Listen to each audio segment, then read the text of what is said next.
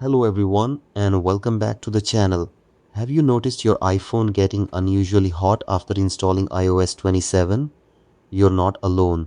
Many users report overheating issues after major iOS updates, and in today's video we'll discuss why it happens and what you can do to fix it.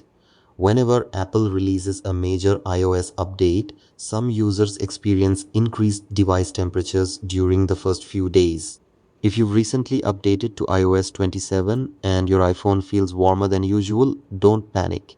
In many cases, this is temporary and can be resolved with a few simple steps.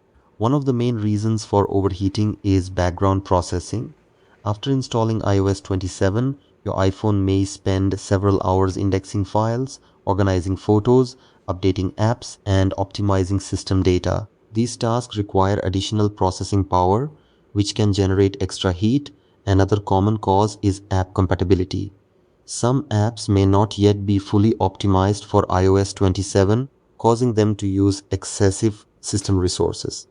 To fix this, open the App Store and make sure all your apps are updated to their latest versions.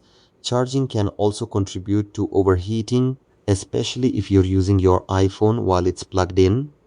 Try avoiding gaming, video editing, or streaming while charging, as these activities can significantly increase device temperature. If your iPhone continues to overheat, try restarting it. A simple restart can clear temporary software issues and improve overall performance. You should also check for additional iOS updates, as Apple often releases bug fix updates shortly after major software launches.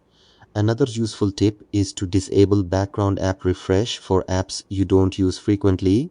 Lowering screen brightness and turning off unnecessary location services can also help reduce heat and improve battery life. Most importantly, give your device some time. Many post-update overheating issues disappear within a day or two as the system completes its optimization processes. So if your iPhone is running hot after updating to iOS 27, there's a good chance the issue is temporary and can be fixed with a few simple adjustments. Keep your apps updated, monitor battery usage, and install future iOS updates as they become available. If you found this video helpful, don't forget to like, subscribe, and turn on notifications for more iPhone tips, troubleshooting guides, and Apple news. Thanks for watching, and I'll see you in the next video.